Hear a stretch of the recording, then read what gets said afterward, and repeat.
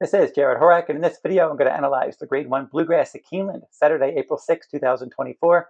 This is a Kentucky Derby points race. I'm going to be doing my annual Kentucky Derby Preakness and Belmont Stakes Day full cards later this spring. You'll be able to find those at the runawayhorse.com on my sales page. I'm going to be doing Kentucky Oaks Day full card and Derby Day full card for Derby week. For Preakness week, Black Eyed Susan Day full card, and then Preakness Day full card. And then the Belmont Stakes is going to be at Saratoga this year. They're going to run the 4-day Belmont Stakes Day Festival. I'm going to do full cards for all 4 days. So go over to the runawayhorse.com for more details on those full cards, and they'll be coming later this spring. If you're interested in reading my Kentucky Derby and Kentucky Oaks reports, head on over to todaysracingdigest.com. When you get to their website, at the top near the left, you're going to see a Kentucky Derby tab. If you click on that tab, it'll take you over to the Digest Derby page, and there you will be able to read all of my Derby and Oaks reports and other articles that I post throughout the week. I update the Oaks every Monday and the Derby every Tuesday.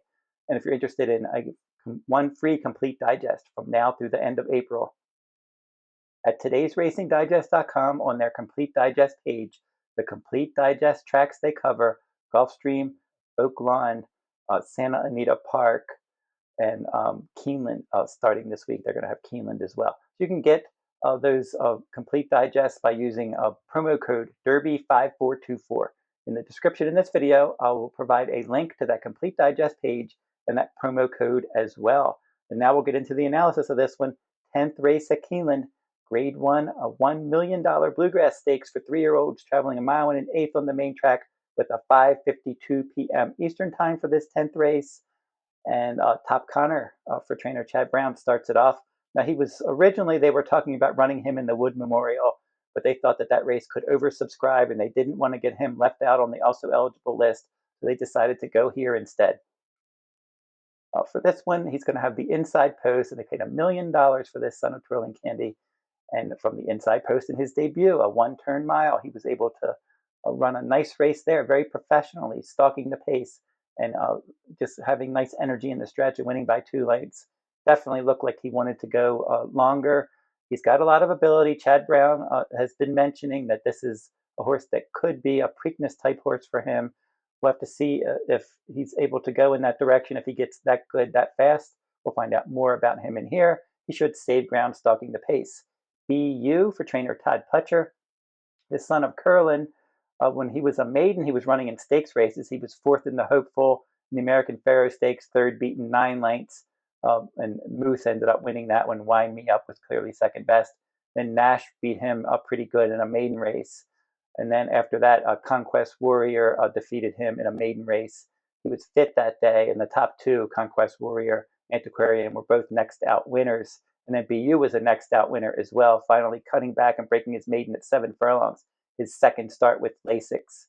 And it was a slow, early, fast, late event, and he kicked away and won by 2. He's always been highly regarded, this Son of Curlin. Irad Ortiz Jr. is going to ride, so you're going to have good combination here with Pletcher and Ortiz, 8-1, good price. Should set a decent stalking trip. It's just a question of how good is he. That maiden win was good. He's going to have to even be better in here. Seize the Gray for trainer D. Wayne Lucas. Speaking of Preakness horses, Lucas had mentioned that prior to the Jeff Ruby Stakes that this could be his Preakness horse, and he possibly could run him in the Hot Springs Stakes, but they decided not to run him there. They shipped him to Turfway Park instead for the Grade 3 Jeff Ruby Stakes, and he was 3rd, and he just missed qualifying for the Kentucky Derby. If he would have finished 2nd, he would have picked up 50 Derby points, but he missed 2nd by a head. So now they're trying to run him again to get more Derby points. I think he has a total of 27. So they would like to finish in the top 3. If he can finish 3rd in here and pick up 25 more points, probably will get him into the Derby. But I think I agree with Lucas that I think he could be a horse that more of a Preakness type horse. Looked good, earning his best career speed rating in his first start of the year at 1 mile at Oak Lawn when he had Lasix, and he stalked the pace and he won by a length. And then that Jeff Ruby was a solid effort, finishing 3rd, stalking the pace.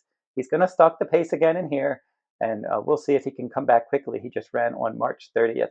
I thought maybe they might wait for the Lexington Stakes and go to the Preakness, but they're definitely wanting to get at least 3rd in here to qualify for the Derby. Dornoch is next for trainer Danny Gargan. He's been on my Derby list for a long time. This Son of Good Magic hasn't really done anything wrong. 5 starts. He's been part of the exacta in all 5, back-to-back runner-up finishes to begin his career, including a clearly second-best finish as the beaten favorite in the Sapling Stakes second time out. So he was still a maiden. He was the favorite. He was second. And then he's won all 3 starts since. Mile in his 16th, broke his maiden at Aqueduct, all over the pace by 6 lengths. The Grade 2 Remsen, speed favoring track. He was all over the pace. Sierra Leone rallied, got past him. Dornoch came back again and won that one by a nose. And then the Fountain of Youth Stakes. It was supposed to be a 9-horse field. 4 big scratches out of that race. That turned into a 5-horse field. And Dornoch was 20 cents on the dollar. He was the controlling speed. And he just looked dominant on paper. And he did what he had to do when he won by a length and 3/4. So the thing that we have to think of with him is the Remsen was a speed favoring track where he had the race flow in his favor there, or at least the track bias in his favor. And then in the Fountain of Youth, he had the race flow in his favor, only against 4 rivals. So he's going to have to step up here. He definitely could step up. He's got a lot of ability. We're going to find out more about him in this spot if he gets a sterner pace test. Good Money is next for trainer Chad Brown. Another son of Good Magic in here. Won his debut.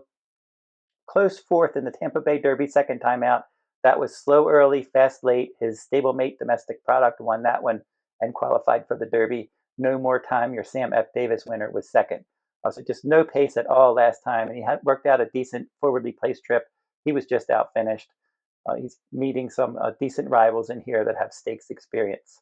Just a Touch is a contender in here for trainer Brad Cox, his son of Justify. His debut was in the slop at 6 furlongs. Fast race. He was 1-2. He was up on the pace, and he dominated that one by more than 4 lengths. He was the favorite in the Grade 3 Gotham. I picked him as my top choice there, and he stalked the pace from an outer post, but Deterministic had a better inner stalking trip there, and he was able to win by 2. Just a Touch on the outside was second.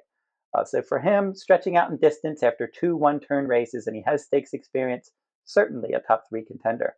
Lat Long is next for trainer Kenny McPeak. Nothing wrong with his record. 1 win, 1 second, 4/3 from 6 starts. So he's always in the top 3. Took him 5 starts to break his maiden, and he did just that at Oaklawn late last year. And then in the Grade 3 LeCompte Stakes, Track Phantom and Nash were 1-2. Lat Long was clear of the rest in 3rd.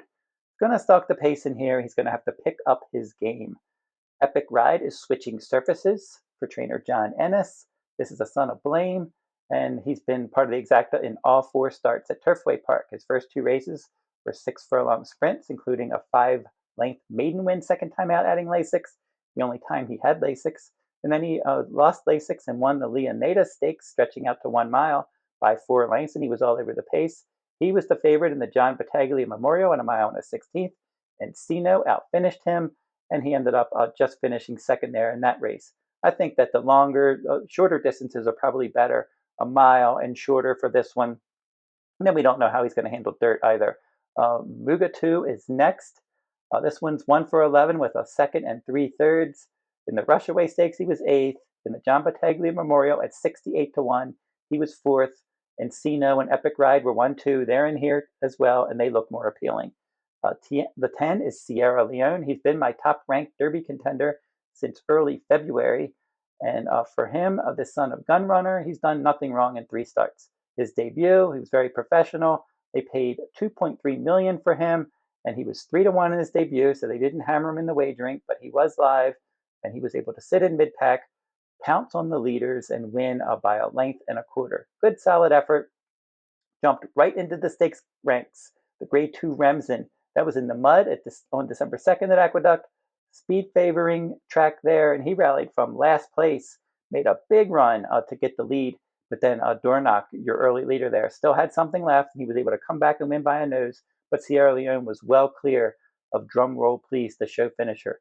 Now that has been a productive race because of Drum Roll Please came back and won a stakes race in January, and he was subsequently injured and removed from the Derby trail.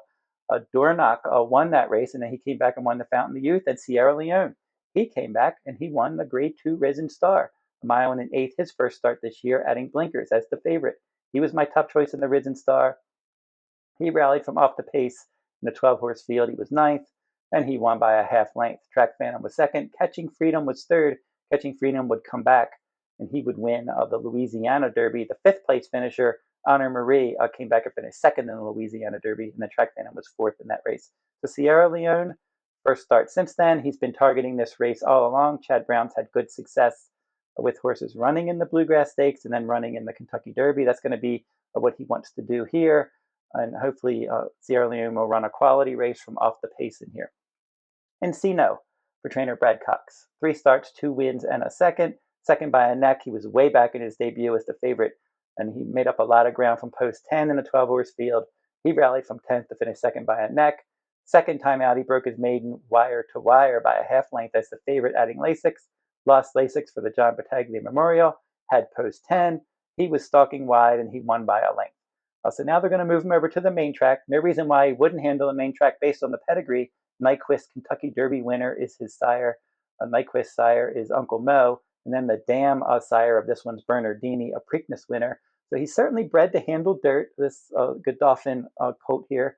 And can he overcome the outside post with Flavien Prat aboard? We're going to find out in this spot how good he is. I think he's got some ability, but it is a tough post. So looking at my top 4 in here, I'm going to go with Encino as my 4th choice. I think he has a lot of ability. He's going to have to work out some kind of stalking trip from post 11. We'll have to see what kind of magic Flavien Prat can work from way out there in that post. My 3rd choice in here is going to be Dornoch. I think that he could work out a good early pressing trip in this race. It's just a question of how much will he move forward after that Fountain of Youth. He's definitely going to have to. He's shown a lot of ability in stakes races, winning the Remsen and the Fountain of Youth stakes in his last 2 starts. All over the pace in those. He'll be all over the pace in here. If speed is holding a Keeneland, he's going to be a very good bet to finish somewhere in the top 3, and I would not be surprised if he won this race just a touch. My 2nd choice in here. I thought that his debut was very good at 6 furlongs as the 1-2 favorite, and then I made him my top choice in the Gotham, and he ran well enough there. So from 6 furlongs to getting stakes experience in a 1-turn mile to now stretching out to a mile and an eighth with good tactical speed and Florent Giroux riding back, good jockey trainer team with Brad Cox. Paid $300,000 for this son of Justify. Wouldn't be surprised if he won a good race. I can't go against Sierra Leone in here. He's going to be my top choice in the Bluegrass. I think he's going to win this race from off the pace. He won his debut, ran a winning race over a wet, speed-favoring track in the Remsen, just missed by a nose. And then he came back at a mile and an eighth in the Risen Star, and he won that one by a half length. I think he's going to love the mile and an eighth, mile and a quarter distance coming up in the Derby. More his friend than anything. Got a lot of class, and I think he's just going to have a good closing trip in here and just outfinish these. So Sierra Leone is going to be my top choice in the Bluegrass Stakes. Don't forget to like, subscribe, and comment if you like this horse racing content. And that will wrap up this video. And until I see you next time, good luck at the races.